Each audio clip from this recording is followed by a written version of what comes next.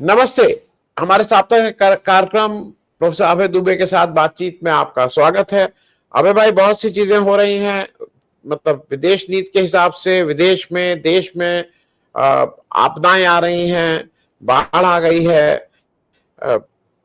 बाढ़ के अलावा जो एक आपदा इस समय ट्रम्प जी अमेरिका की आपदा भी है, लेकिन इन सबसे पहले एक जरा उस पर बात कर ली जाए।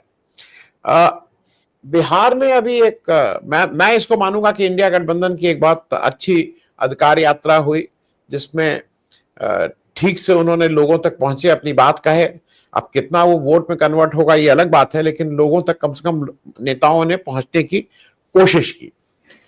इसके उलट मोदी जी चाइना से चले, और मैं बार बार ये कहता हूं कि पंजाब, जम्मू कश्मीर और हिमाचल, हालांकि इत्तेफाक से इसमें बीजेपी की कोई सरकार नहीं है, तो मोदी जी का इंटरेस्ट बिल्कुल भी नहीं है यहां, लेकिन वहां पे भयंकर त्रासदी है।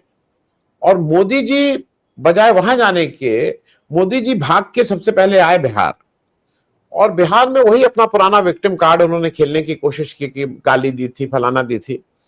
और मैं ये बात इसलिए कह रहा हूं कि वो भी अजीब सा लगा जब बिहार प्रदेश के अध्यक्ष उनके जायसवाल जी, उनकी आंख में आंसू निकल, वो आंख बार बार आंख करके इतना आंसू निकल रहे थे जायसवाल जी के। और जायसवाल जी वैसे 302 के अभियुक्त हैं, मतलब उनके ऊपर हत्या का मुकदमा दर्ज है। तो उनको मोदी जी की मां को गाली की बात सुन के उनकी आंख से आंसू निकल रहे थे। ये गाली देना तो बिल्कुल गैर वाजिब है, इसमें कहीं कोई दो राय नहीं, इसमें कोई डिबेट भी नहीं हो सकती है। जिस व्यक्ति ने गाली दी वो जिस समय चढ़ के दिए, वहां ना राहुल गांधी थे ना तेजस्वी यादव थे।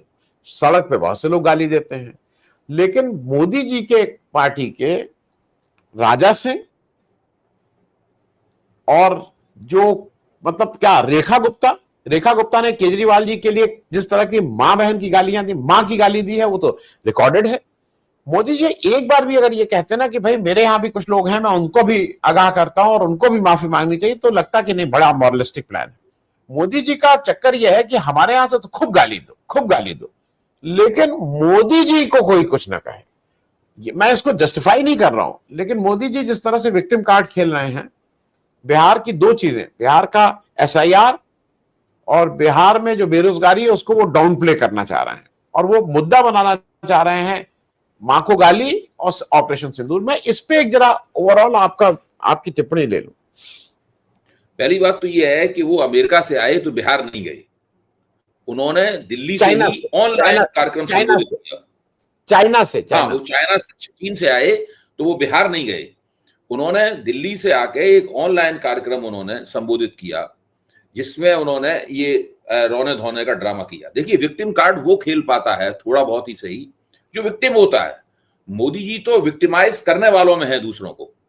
मोदी जी उन लोगों में से हैं दूसरों को विक्टिमाइज करते हैं, उनकी पार्टी दूसरों को विक्टिमाइज करती है, और ये सारी चीजें अब रिकॉर्ड पे आ चुकी हैं। इसलिए जो सोशल मीडिया का जमाना है, संचार क्रांति हो चुकी है। आपने कुछ दिनों पहले जो कहा था वो सारी चीजें निकल के आ जाती हैं। अब आज की स्थिति क्या है? आज की स्थिति यह है कि सोनिया गांधी ने एक बड़ा वक्तव्य जारी किया है, जिस वक्तव्य में उन्होंने बताया है कि मोदी जी ने और मोदी जी के आईटी सेल ने उनको कितनी गालियां दी सोनिया गांधी को। लेकिन सोनिया गांधी ने तो कभी उन गालियों को चुनावी मुद्दा नहीं बनाया। इसी से एक दूसरा प्रश्न निकलता है जो बहुत जरूरी है कि मोदी जी की मां को गाली दी गई, किसने दी, क्या दी, उस पर अभी मैं चर्चा नहीं कर रहा हूं। मोदी जी की मां को गाली दी गई तो उससे केवल गुजरात के ही लोगों का हृदय विदीर्ण हुआ, सॉरी, उससे बिहार के ही लोगों का हृदय विदीर्ण हुआ, गुजरात के लोगों का हृदय विदीर्ण उससे नहीं हुआ, पूरे देश का हृदय विदीर्ण नहीं हुआ। मोदी जी ने केवल बिहार के लोगों से ही उसका बदला लेने की अपील क्यों की? क्यों? इसलिए क्योंकि बिहार में चुनाव होने वाले हैं। मोदी जी जब उनकी मां जिंदा थी 5-5 कैमरे लेके जाते थे और उनकी मां का राजनीतिक दोहन करते थे, मां बेटे के संबंधों का राजनीतिक दोहन करते थे। अब उनकी मां का देहांत हो गया है, मोदी जी अभी भी नहीं रुके हैं, वो लगातार उसका राजनीतिक दोहन करने में जुटे हुए हैं, और इस बात को हर कोई जानता है। मैं अपना निजी तजुर्बा बताऊंगा आपको। सोनिया गांधी के इस वक्तव्य के ऊपर कि उनको कितनी गालियां दी गई, ग्रोक के ऊपर एक सवाल डाला कि सोनिया को ज्यादा गाली दी गई है कि हीरा बहन को ज्यादा गाली दी गई। तो ग्रोक ने बताया कि सोनिया को हीरा बहन के मुकाबले जाने कितनी गुना गालियां दी गई हैं। लेकिन सोनिया गांधी ने कभी चुनावी फायदा उठाने की कोशिश नहीं की। राहुल गांधी ने कभी इसको मुद्दा नहीं बनाया कि मेरी माँ को गालियां दी गई हैं, अब सारे वोटर जो हैं वोट देते समय इस बात का ध्यान रखें। लेकिन मोदी जी हर चीज का राजनीतिक दोहन करते हैं, नियोजित रूप से करते हैं, और अब तो उनका जो प्रबंधन है, इस चीज का नियोजन है, वो इतना हास्यास्पद हो गया है कि वो तुरंत ही उसकी पोल खुल जाती है। सब जगह यही पूछा जा रहा है कि भाई बिहारी क्यों? तुरंत उसका जवाब आता है इसलिए क्योंकि वहां पर चुनाव हो रहा है। दूसरे, भारतीय जनता पार्टी की अपनी जो राजनीतिक संस्कृति है, उसमें उसके नेता खुलेआम चिल्ला चिल्ला कर कहते हैं कि वो बहुत बड़े गालीबाज हैं। आपको किसी से पूछने की सबूत लाने की जरूरत नहीं है। सम्राट चौधरी का, जो भाजपा के अध्यक्ष रह चुके हैं और इस वक्त भी भाजपा के बड़े नेता हैं बिहार में, उनका एक वीडियो चल रहा है जिसमें वो पब्लिक मीटिंग में भाषण दे रहे हैं और काफी ऊंची आवाज में कह रहे हैं कि जब मैं पहली बार विपक्ष का नेता बना, बोले देखिए मेरी बात सुनिए, जब मैं पहली बार विपक्ष का नेता बना तो मैंने एक नेता को इतनी गाली दिया कि मेरा नाम पूरे बिहार में मशहूर हो गया। बिहार में सम्राट चौधरी के अलावा कोई किसी का नाम ही नहीं ले रहा था। ये सम्राट चौधरी के वक्तव्य हैं। जिन दिलीप जायसवाल का आपने जिक्र किया, उन्होंने तो कहा कि अभी मैं राहुल गांधी को 50 गालियां दूंगा। वो जानते नहीं है कि मेरे पास तो गालियों की पूरी डिक्शनरी है। मैं ऐसी ऐसी गालियां देता हूं जिससे आपने सुनी भी नहीं होंगी। मैं ऐसी ऐसी गालियां जानता हूं। ये भारतीय जनता पार्टी के मौजूदा अध्यक्ष दिलीप जायसवाल ये कह रहे हैं। जिन रेखा गुप्ता का आपने जिक्र किया, उन्होंने तो बाकायदा एक्स के ऊपर लिखा है, लिखित सबूत है उसका, एक बार नहीं 2 बार लिखा है। एक बार लिखा है कि जनता जो है वो अरविंद केजरीवाल को उनकी मां की कोख में दोबारा भेज देगी। फिर उन्होंने टिप्पणी की है कमीना कहीं का, ये उन्होंने लिखा है। तो ये लोग, अच्छा दूसरे देखिए आप कि आमतौर पर माना जाता है कि महिलाएं पुरुषों के मुकाबले ज्यादा शिष्ट होती हैं, वो थोड़ा गाली गलौज में कम विश्वास करती हैं। भारतीय जनता पार्टी की जो गाली संस्कृति है, उसने तो पूरे गालीबाज राजनीतिक संस्कृति के अंदर एक जेंडर इफेक्ट पैदा किया है। यानी रेखा गुप्ता इस तरह की गालियां बकती हैं और जो बाकायदा ट्वीट, और हिम्मत देखिए, ऐसा भी नहीं कहा मुंह जवानी दें तो आप बाद में पलट जाएं कि भाई हमने नहीं दी थी गाली। खुल के कह रही है, रिकॉर्ड। अच्छा, क्या रेखा गुप्ता अपने इस वक्तव्य को वापस लेंगी? नहीं लेंगी वापस, क्योंकि उन्हें उस वक्तव्य पर गर्व है, क्योंकि उसी वक्तव्य के कारण उनको मुख्यमंत्री की पदवी मिली है। वरना उनका राजनीतिक कैरियर में क्या सुरखाब कपर लगा हुआ था बताइए? क्योंकि वो सबसे ज्यादा गाली देने में सबसे ज्यादा आगे थी और स्त्री होने के बावजूद गाली दे रही थी, इसलिए उन्हें उनके विशेष ब्राउनी पॉइंट मिले, स्पेशल ब्राउनी पॉइंट्स मिले। मैं रामवीर सिंह विधूड़ी का जो संसद में उन्होंने बीएसपी के सांसद, इन सब बातों का जिक्र ही नहीं कर रहा हूं। अच्छा, सबसे बड़ी बात यह है, सुरेंद्र राजपूत को भारतीय जनता पार्टी के प्रवक्ता ने एक राष्ट्रीय चैनल के ऊपर मां की गाली दी। जब सुरेंद्र राजपूत ने उसके लिए प्रधानमंत्री को पत्र लिखा, कोई जवाब नहीं, कुछ नहीं, कोई उसके ऊपर प्रतिक्रिया नहीं, किसी को कोई सजा नहीं, नोटिस तक नहीं लिया, संज्ञान तक नहीं लिया। देखिए ये प्रेम शुक्ला नहीं, अभय भाई, और प्रेम शुक्ला लगातार उनके प्रवक्ता बन के आ भी रहे हैं। ये भी नहीं हुआ कि प्रवक्ता पद से हटा दिया। बिल्कुल। तो मैं ही कह रहा हूं कि ये सब बातें इतनी ज्यादा, खुद तेजस्वी को कितनी गालियां दी गई हैं, राबड़ी देवी को कितनी गालियां दी गई हैं, तेजस्वी की बहन रोहिणी को कितनी गालियां दी गई हैं। बिहार में तो भारतीय जनता पार्टी के नेता कहते हैं महिलाओं के लिए कि उनका धोती और लहंगा उतार के सड़क पे उनके साथ रेप करेंगे। ये सब कहा गया है वहां विधानसभा में। इस तरह की स्थिति है। तो अब ये जब आप ये इतना सब कर चुके हैं, उसके बाद मैं तो आपको कहता हूं, ये मेरा सुझाव ही समझ लीजिए कि केवल बिहार चुनाव में मोदी के खिलाफ सोनिया गांधी को उतार देना चाहिए। विक्टिमहुड प्ले कर रहे एक तथाकथित बेटे के खिलाफ एक मां को उतार देना चाहिए। आप देखिए इन लोगों के परखचे उड़ जाएंगे, धुर्रे उड़ जाएंगे इन लोगों की समझ में नहीं आएगा कहां ये मुंह छिपाएं।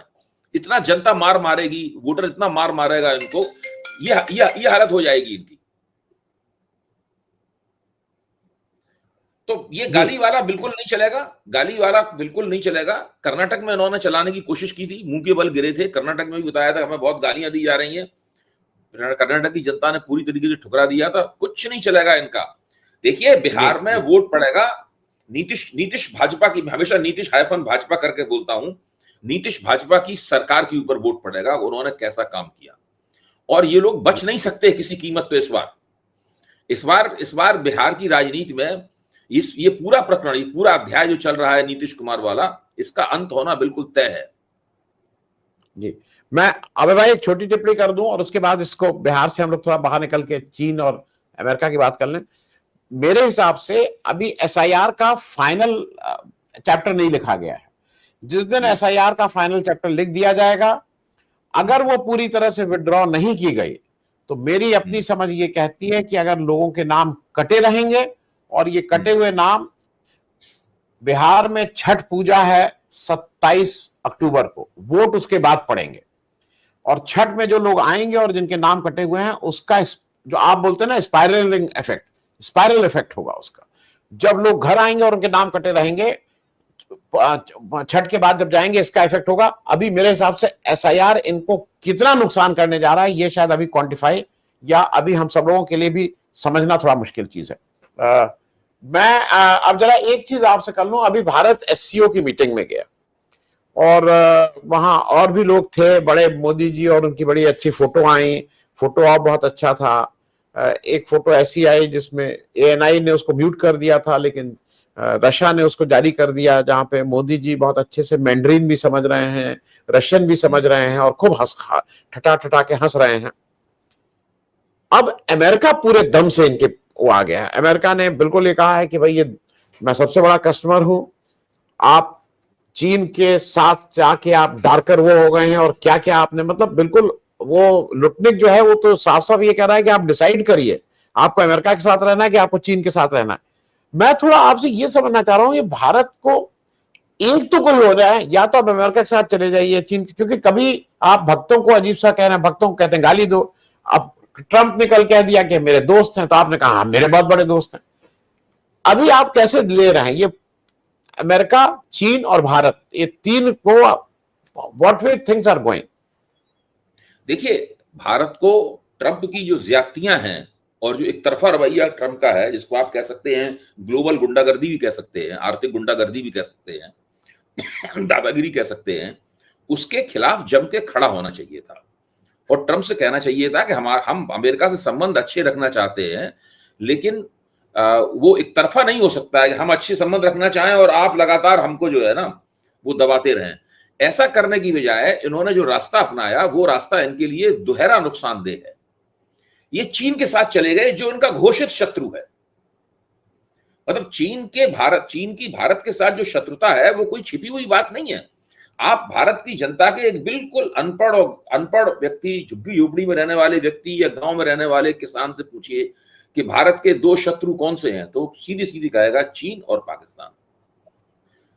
जो संघाई कोऑपरेटिव संगठन में क्या हो रहा था, चीन भी मौजूद, चीन तो उसका संयोजक था, पाकिस्तान भी मौजूद था, वहां पर तुर्की भी मौजूद था। चीन और तुर्की के हथियारों से पाकिस्तान ने ऑपरेशन सिंदूर में भारत के ऊपर प्रहार किए और भारत ने उन प्रहारों को झेला, उनको नाकाम किया। अच्छा, अब आप तुरंत वहां पर जा रहे हैं। ऐसा भी नहीं कि आपके साथ कोई बहुत बेहतरीन किस्म की कोई संधि हो गई हो। मोदी जी ने शी जिनपिंग के साथ एक भी डील नहीं की, सिंगल डील नहीं की। रूस ने उनके साथ 22 डील्स की, 22 समझौते किए, इन्होंने एक भी नहीं किया। जो सीमा विवाद था, सीमा विवाद पे मोदी जी ये कहने में भी असमर्थ रहे कि भाई सीमा विवाद के ऊपर आपकी तरफ से कोई सकारात्मक गारंटी आनी चाहिए। चीन ने तो ये भी नहीं बदले में कहा कि हम और आगे नहीं बढ़ेंगे। पीछे हटने की बात तो छोड़ दीजिए, क्योंकि इन्होंने मुद्दा ही नहीं उठाया। इन्होंने कहा ही नहीं कि आपने हमारी जमीन दाब रखी है, आपकी नीति सलामी स्लाइसिंग की है, आप जो है हमारी जमीन को दाब रहे हैं। अरुणाचल प्रदेश के ऊपर चीन कहता है कि वो मेरा प्रांत है, और चीन जब चाहता है तो वहां जगहों के नाम बदलने का नोटिफिकेशन जारी कर देता है। 2 बार वो ऐसा कर चुका है। अब मोदी जी ये भी नहीं वहां पर कह पाए। अब मोदी जी का वक्तव्य तो हम लोगों को पता है कि क्या दिया उन्होंने। एक ऐसी बात कही, जैसे हम गाय के बारे में हमसे पूछा है तो हम कहेंगे भाई गाय सफेद रंग की होती है, उसके 2 सींग होते हैं, वो दूध देती है। इस प्रकार की बात कही कि सीमा पे शांति रहनी चाहिए। तो बिल्कुल पूरी तरीके से यहां पे शी जिनपिंग के हाथों में ये खेल गए। और बिल्कुल ठीक कहा है ट्रंप ने, व्यंग करते हुए कहा है कि आप एक बहुत बड़े अंधेरे गर्त में आप अपने आप को गिरा रहे हैं, और मेरी शुभकामनाएं आपके साथ हैं कि आपकी जो दुर्गति होनी है वो बिल्कुल तय होनी।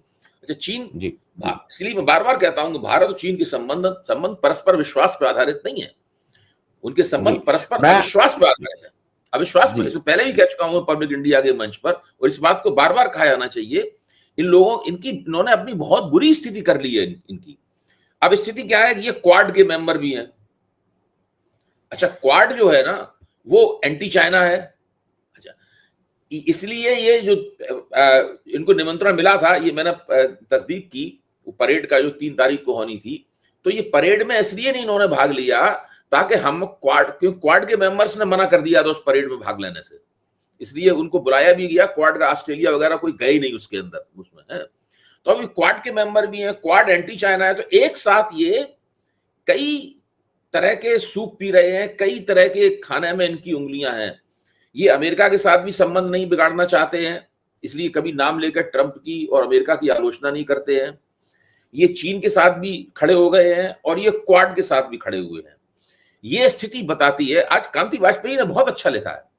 कांति वाजपेयी ने कहा है कि जो मल्टीलेटरिज्म होता है, मल्टीलेटरिज्म की एक बड़ी भारी समस्या होती है कि आज जो बंदा आपके साथ खड़ा हुआ है, आपको नहीं पता है कि वो आपके पीछे एक डील कट कर रहा है। जिस दिन रूस और चीन की अमेरिका के साथ डील पूरी तरह कट हो गई, उस दिन उनको वो ठन गोपाल खड़ा छोड़ देंगे। ये स्थिति है। तो अच्छा, दूसरे एक और मैं बात बता दूं, जो ट्रंप ने टैरिफ लगाए हैं वो वापस होने वाले नहीं। क्यों नहीं वापस होने वाले, इसका मैं आपको बहुत अच्छी जानकारी देता हूं। अमेरिका की अदालत ने कहा कि ट्रंप ने जो टैरिफ लगाए हैं दुनिया पे, ये गैर कानूनी है, लेकिन कोई फैसला अंतिम सुनाने से पहले कहा कि आप चाहें तो हमारे फैसले के खिलाफ सुप्रीम कोर्ट में अपील कर दें। तो तुरंत ट्रंप सरकार सुप्रीम कोर्ट में चली गई। सुप्रीम कोर्ट में ट्रंप ने क्या तर्क दिया है?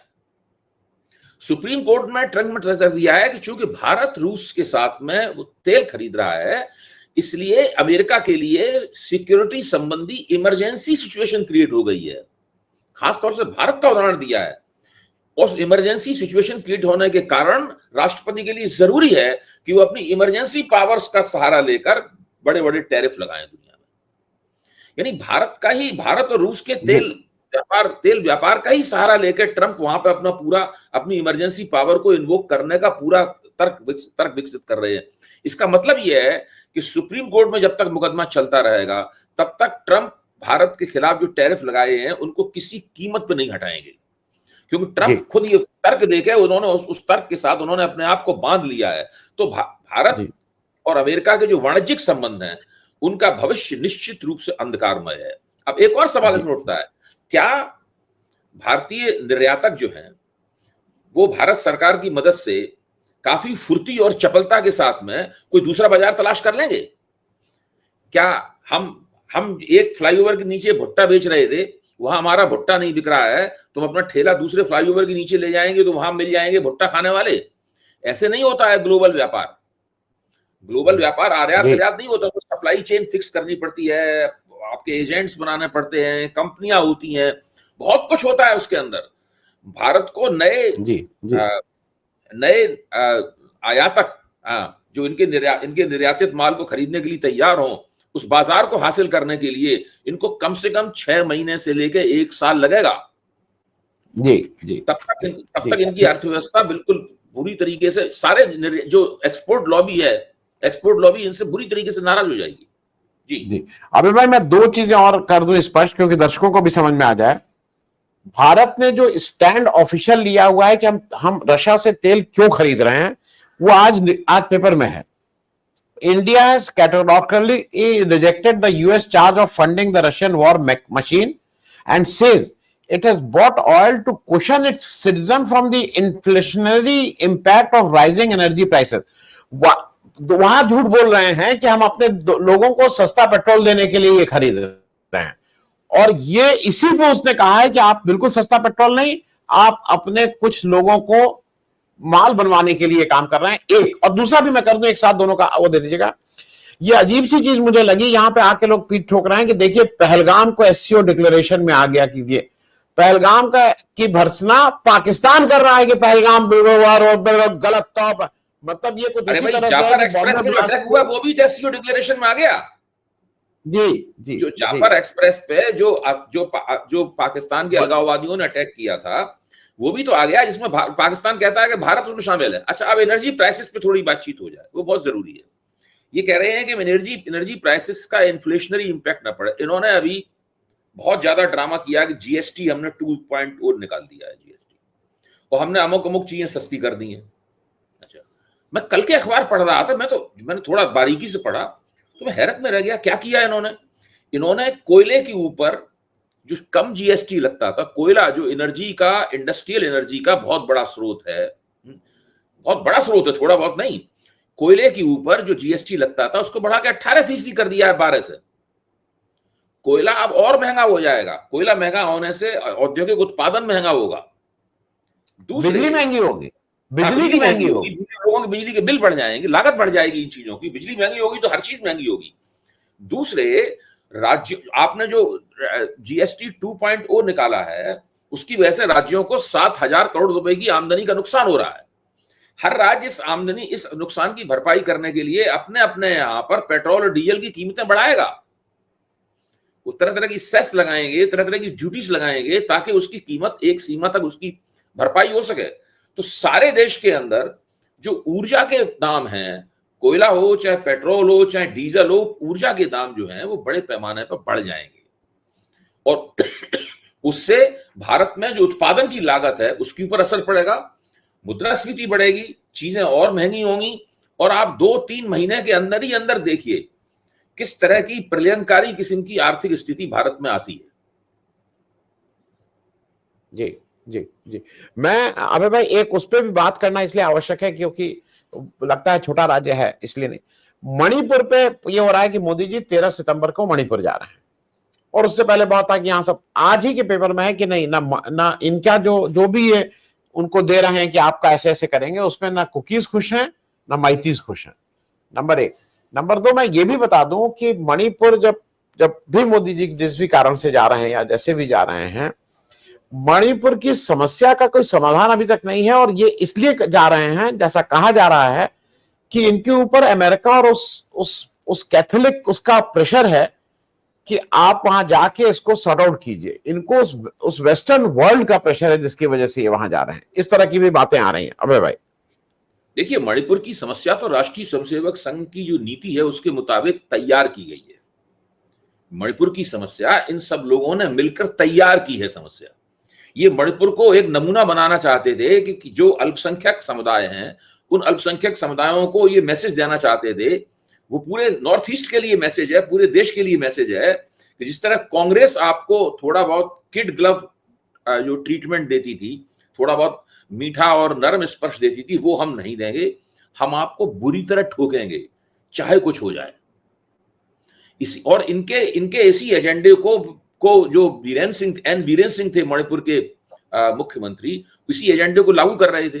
चूंकि उन्होंने इस एजेंडे को पूरी बेरहमी के साथ लागू किया, इसलिए इन्होंने बहुत लंबे अरसे तक उनको नहीं हटाया। तब तक नहीं हटाया जब तक कि भारतीय जनता पार्टी के अंदर ही उनके खिलाफ बगावत नहीं हो गई। अगर वो बगावत नहीं होती तो अभी भी एन बीरेन सिंह ही वहां के मुख्यमंत्री होते। तो ये राष्ट्रीय स्वयंसेवक संघ मणिपुर को एक टेस्ट केस बना के पेश कर रहा था, खुद भी देख रहा था और सारे देश के सामने रखना चाहता था कि अगर हम जो मजबूत जुझारू किस्म का अल्पसंख्यक समाज है उसको हम ठोक देंगे, और उसके ऊपर जो मणिपुर जो इम्फल घाटी है उसको वैष्णव घाटी कहा जाता है, कि वहां जितने मैतेई रहते हैं सारे के सारे उसका बहुसंख्यक हिस्सा जो है, बहुत बड़ा हिस्सा वैष्णव है। तो हम उसका रुतबा गालिब करेंगे, और इस तरीके से हम मैतेई राष्ट्रवाद प्रकारांतर से हिंदू राष्ट्रवाद का झंडा बुलंद करेंगे। इस योजना को कार्यरूप देने के लिए मणिपुर में इस हिंसा इंजीनियर की गई। जिस तरीके से भड़काऊ तरीके के हिंसक काम किए गए हैं मणिपुर में, वो इस बात का प्रमाण है। और मोदी जी इसीलिए कितना भी उनके ऊपर संसद ने दबाव डाला कि तुम्हें जाने के लिए तैयार नहीं हुए। अब वो वहां पे जाना चाहते हैं, और वो जैसा आपने कहा कि अंतरराष्ट्रीय दबाव है, उसको एक तथाकथित मास्टर स्ट्रोक में बदल देना चाहते हैं। इसके लिए बैकग्राउंडर काम चल रहा है, वो सफल नहीं हो पा रहा है, क्योंकि जिस तरह नगाओं ने उसके खिलाफ ट्रेड बैरियर लगा दिया है कि भाई वो नगा लोग हटाने के लिए तैयार नहीं है। कुकी और मैतेई तीनों ही पक्ष जो है ना, अब पूरी इन्होंने समस्या बनाई और वो समस्या इनके हाथ से निकल गई। इस तरह किसी जमाने में पंजाब के आतंकवाद की समस्या इंदिरा गांधी की राजनीति ने खड़ी की थी, धीरे धीरे इंदिरा गांधी के हाथ से निकल गई थी। पंजाब भारत के मर्म में था, केंद्र में था, इसलिए बहुत भीषण समस्या हो गई। मणिपुर किनारे पड़ा हुआ है, इसलिए उतनी भीषण सब लोगों को लगती नहीं है, लेकिन दोनों समस्याओं की संरचना और किरदार बिल्कुल बराबर है। वो इन लोगों ने तैयार की थी और वो इन लोगों ने तैयार की है। मैं एक तथ्य आपके सामने रख दूं, फिर आप, क्योंकि मैं उसको थोड़ा डिफरेंटली देख रहा हूं कि वीरेंद्र सिंह क्यों हटाए गए। वीरेंद्र सिंह हटाए गए 10 फरवरी 2025 को। मोदी जी को ट्रंप से मिले 12 फरवरी 2025 को, और इन दोनों में बिल्कुल डायरेक्ट रिलेशन है, क्योंकि वहां पे इनको ये डर था कि अगर ट्रंप से मिलेंगे तो ट्रंप मानवतावादी और जो क्रिश्चियंस कम्युनिटी का ये सब है, वो इनसे प्रश्न पूछ के हो सकता है प्रेस के सामने ना कर दें। इसलिए वीरेंद्र सिंह को, मेरी समझ जी, वो 10 फरवरी को एक दिन पहले इसीलिए हटाया गया था। मैं एक चीज और अभिप्राय कर लूं, क्योंकि उस पर चर्चा करना जरूरी है। मोदी जी ने अभी जब ये पहलगाम हुआ तो मोदी जी ने पानी रोक देंगे और ये कर देंगे और पाकिस्तान को पानी नहीं देंगे और प्यासा मार देंगे, इस तरह की बातें शुरू की थी। अपने यहाँ पानी इतना ज्यादा आ गया कि पंजाब, जम्मू कश्मीर और हिमाचल, मैं उसके कारण पे नहीं जा रहा हूं, वो एक अलग विषय है, भयंकर बाढ़ में डूबा है। पंजाब के 23 जिले हैं, 23 बाढ़ग्रस्त हैं। पंजाब की, ये मैं 2 दिन पहले की बात कह रहा हूं, 4 लाख एकड़ फसल, खड़ी फसल बर्बाद हो चुकी थी 3 दिन पहले। लोग तो मर ही रहे हैं, और मोदी जी अभी तक वहां पे कोई स्पेशल पैकेज या कुछ इस तरह की बातें कर भी नहीं रहे हैं। मैं इस पे, भाई देश का हिस्सा है, देश को रोटी खिलाता है, आपका इतने, अरे भाई आपकी सरकार नहीं है, ना बनेगी, आप चौथे 5वें नंबर की, लेकिन उससे कोई बैर थोड़ी ही है। मैं इस पे एक टिप्पणी चाहूंगा आपकी। नहीं, आप देखिए पंजाब से जो तस्वीरें आ रही हैं, जो वीडियो पंजाब से आ रहे हैं, और पंजाब के हमारे मित्रों से जो फोन पे बातचीत हो रही है, वो हो क्या रहा है पंजाब में। पंजाब की स्थिति यह है कि पंजाब की जो स्थानीय पार्टियां हैं, जिनमें अकाली दल है, कांग्रेस है और आम आदमी पार्टी की सरकार है, ये लोग अपनी तरफ से पूरी कोशिश कर रहे हैं कि किसी तरीके से जनता को उनकी तकलीफों में एक राहत दी जाए। आज अखबार में चित्र है कि सुखबीर सिंह बादल जो हैं वो रुपए बांट रहे हैं लोगों को, मतलब वहां पे धन बांट रहे हैं, साफ दिखाई पड़ रहा है उसमें। मनीष सिसोदिया जो है वो जगह जगह दिन रात पंजाब में है, उनका काम ही ये है बाढ़ राहत का जो कैंपेन चल रही है, मुहिम चल रही है, उसका नेतृत्व करना। कांग्रेसी लोग भी पूरी तरीके से लगे हुए हैं। केवल एक ही पार्टी और एक ही सरकार नदारत है सीन से, वो है भारतीय जनता पार्टी और केंद्र सरकार। आप सोचिए, अब पंजाब में जब अगला चुनाव होगा तो भारतीय जनता पार्टी की क्या हालत होगी। इन्हें थोड़े बहुत वहां वोट मिलते थे, वो भी वोट नहीं मिलेंगे इस बार में, क्योंकि बिल्कुल स्पष्ट हो जाएगा कि ये पार्टी जो है वो पंजाब की दुश्मन है, और ये प्रधानमंत्री पंजाब का दुश्मन है। इनको कुछ नहीं प्राप्त होगा पंजाब में, अब न केवल अभी बल्कि आगे भी, भविष्य में भी कोई प्राप्त नहीं होगा। और अकाली दल से इनका कभी समझौता भी नहीं होगा, क्योंकि अकाली दल ने भी देख लिया है कि ये काफी एंटी पंजाब बंदा है और ये एंटी पंजाब पार्टी है, इसके साथ समझौता करके हमें कुछ भी हासिल नहीं होगा। तो भारतीय जनता पार्टी ने तो पंजाब की राजनीति से अपना नाम स्थायी रूप से काट लिया है, खुद ही अपने कामों से। और एक बुरा प्रमाण एक बहुत ही भद्दा और निंदनीय नमूना इन्होंने पेश किया है कि जहां हमारी पार्टी की सरकार नहीं होगी, हम उसको कोई राहत नहीं देंगे, चाहे कितनी बड़ी वहां पे कितनी बड़ी आपदा आ जाए। ये इनका कोऑपरेटिव फेडरलिज्म है, जिसकी ये चर्चा करते हैं। तो कुल मिलाकर मोदी जी की सरकार वैसे भी बैड गवर्नेंस के लिए जानी जा रही थी, और ये पंजाब वाले प्रकरण ने इस बैड गवर्नेंस को वर्स्ट गवर्नेंस में बदल दिया है।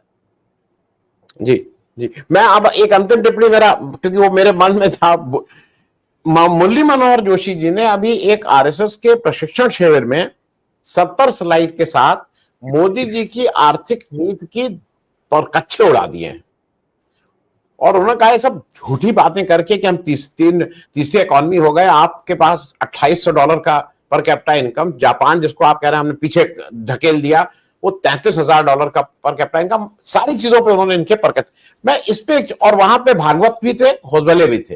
होसबले उसको थोड़ा वो करने की कोशिश की कि ये कोई क्रिटिसिज्म नहीं है, ये ऐसा क्रिटिसिज्म नहीं तो और क्या है, मतलब असफलता की लंबी एक सूची है। मैं इसमें एक छोटी टिप्पणी करके खत्म करेंगे। ठीक है, होसबोले साहब इसको कह रहे हैं क्रिटिसिज्म नहीं है, लेकिन 2024 के चुनाव से पहले खुद होसबोले साहब ने क्या वक्तव्य दिया था? उन्होंने वक्तव्य दिया था कि भारत में गरीबी बढ़ रही है, लोगों की आमदनी छिन रही है, लोगों से रोजगार जा रहे हैं, लोगों की पर कैपिटा प्रतिदिन की आमदनी बहुत कम है। ये सारे आंकड़े खुद दत्तात्रेय होसबोले ने दिए थे, और ये तो बंद दरवाजे के अंदर किया है मुरली मनोहर जोशी ने ये प्रेजेंटेशन, ओसबोले ने तो पब्लिक स्टेटमेंट दिया था इस बात का। तो अब वो वहां पे क्या करते, मैं जरा दूसरे दृष्टि से इसको देखूं। मेरा मानना है कि राष्ट्रीय स्वयंसेवक संघ बीच बीच में जिस तरह की बातें करता है, ये इसलिए करता है ताकि सरकार को कह सके कि इसकी वजह से आपके खिलाफ एंटी इनकम्बेंसी बढ़ सकती है, इसलिए आप समझ जाइए। इसको मिटिगेट करने के लिए, इस राहत को, इस आफत को मंद करने के लिए जो प्रबंध संबंधी उपाय हैं, उन उपायों को अपना लीजिए। राष्ट्रीय स्वयंसेवक संघ इसके अलावा कोई काम नहीं करता। अपने किसी संगठन को सक्रिय नहीं करता, सरकार की कोई आलोचना नहीं करता, उससे परहेज करता है। सारे संगठनों के मुंह पे उन्होंने टेप लगा रखा है। तो ऐसा कोई काम नहीं करता राष्ट्रीय स्वयंसेवक संघ जो केवल मुंह जवानी जमा खर्च करने के अलावा वो हो, तो कुछ भी नहीं करता। इसलिए मैं मानता हूं इस तरह की चेतावनियां कभी ऑर्गेनाइजर में लेख की शक्ल में, कभी सरकार या सरसंचालन के वक्तव्यों की शक्ल में, इस बार मुरली मनोहर जोशी के प्रेजेंटेशन की शक्ल में संघ की तरफ से आती रहती हैं, ताकि सरकार को ये बता सकें कि जरा भाई इन बातों की तरफ भी ध्यान दे लो। इसके अलावा और कुछ नहीं है।